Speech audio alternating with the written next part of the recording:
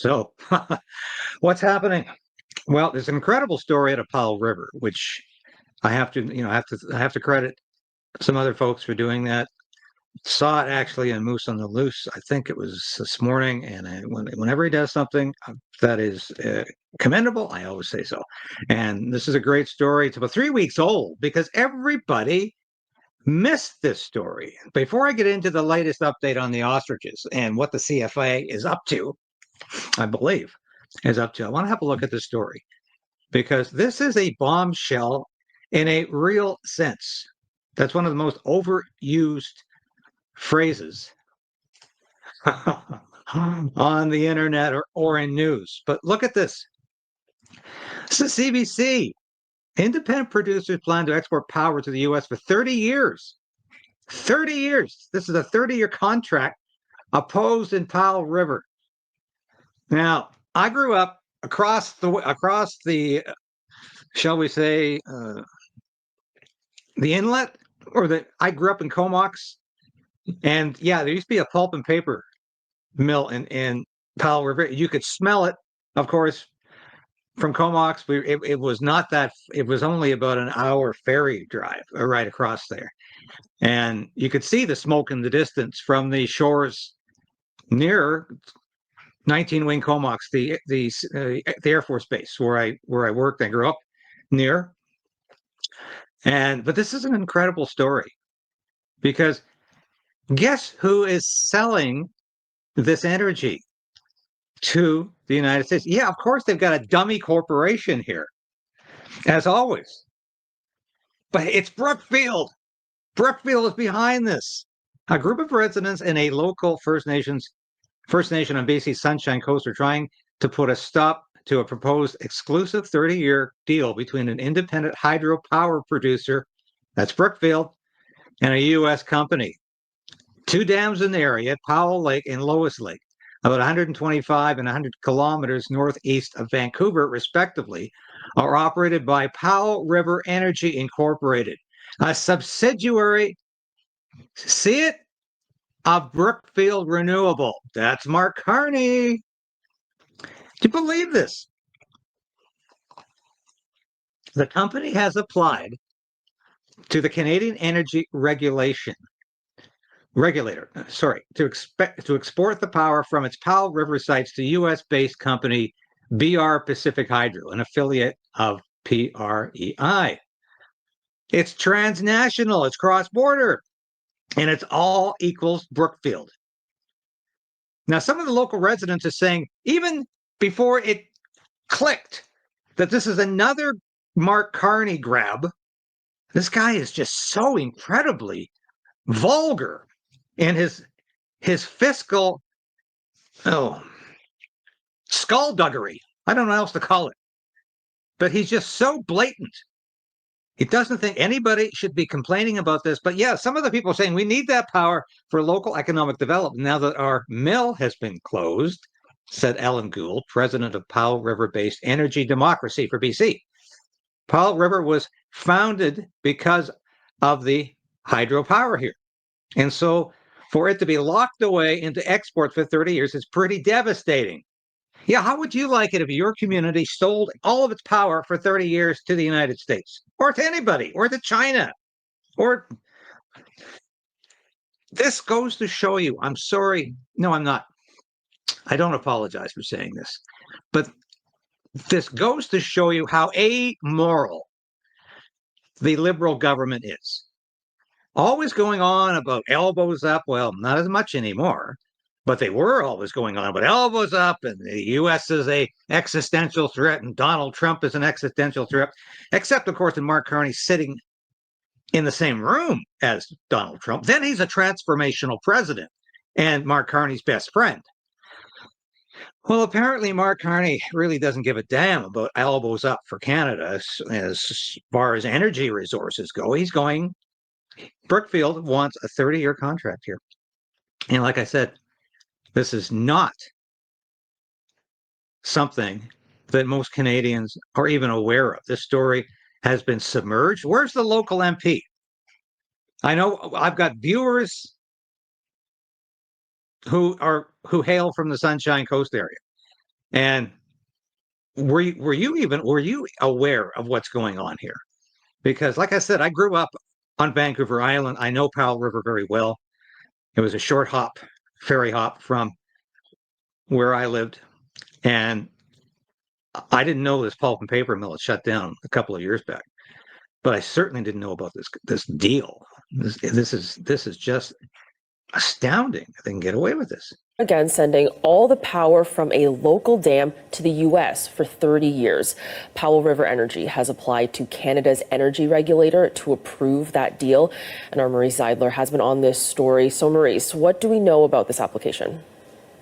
So, as you mentioned, the application was submitted by Powell River Energy Inc. And this is the company that operates the dam that powered the local mill in Powell Rivers from 1910 until 2021. And that's when the mill shut down. Now, since then, the company has been exporting all of its power to the US because, there's no mill, it has to go somewhere. And now that company is applying for a 30-year license, as you mentioned. Now, this is an issue for a lot of people in Powell River because they're actually trying to attract new business and new industry to that old mill site. The Tla'amin First Nation and the Cranberry Business Group have taken over that site, and a big attraction for companies would be all the power that is available there. Now, there is a local residents group called Energy Democracy for BC. Ellen Gould is the president of that group. Here's what she had to say.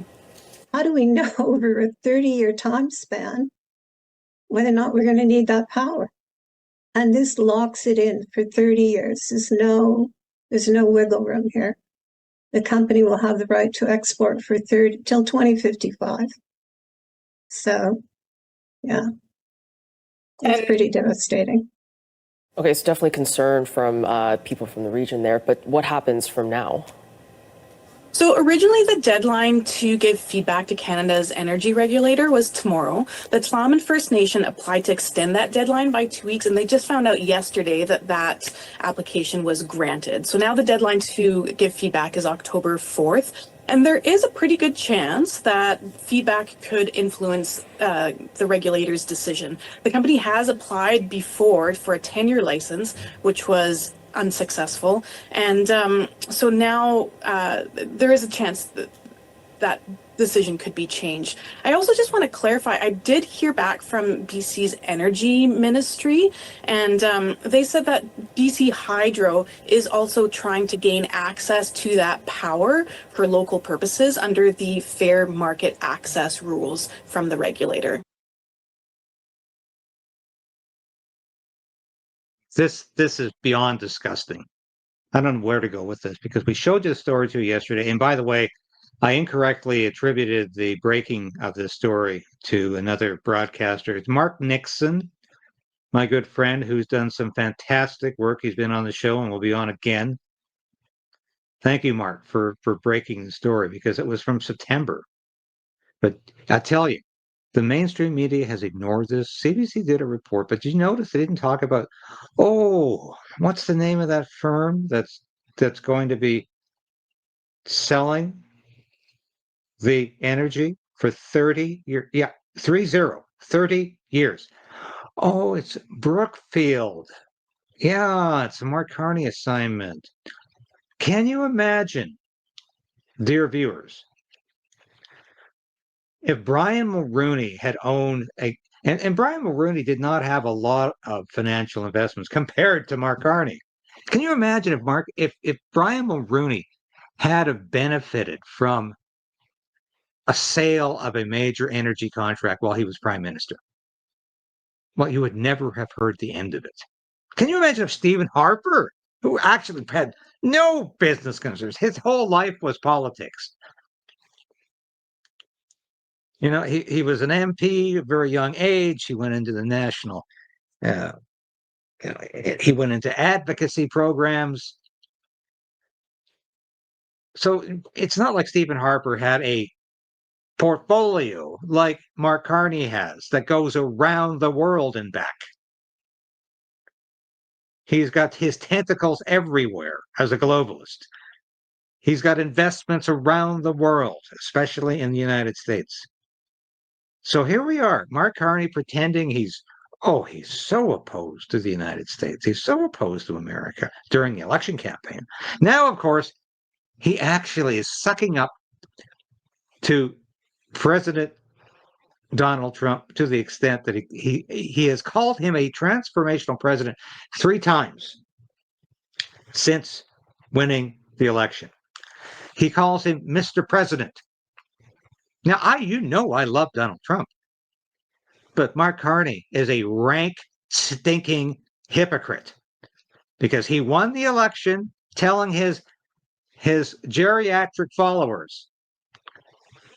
But the geriatrics who voted for Mark Carney are going to be mighty, mighty disappointed when he takes away their home equity.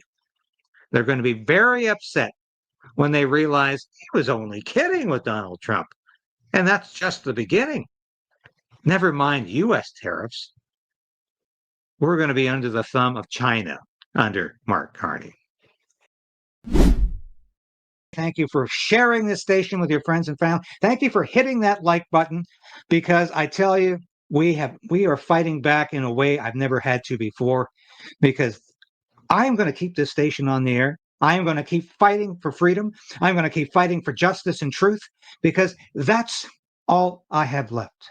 And I am damn determined to resist this Carney government in any way possible as it encroaches upon our individual freedom. And it will continue to do that, mark my words. And that's why we're here today. I'll be back again tomorrow, same time, same place, 10 a.m. This has been David Krayden, broadcasting live from our nation's capital in Ottawa. Thank you for watching. We'll see you again tomorrow. You can't handle the truth. Resolve to resist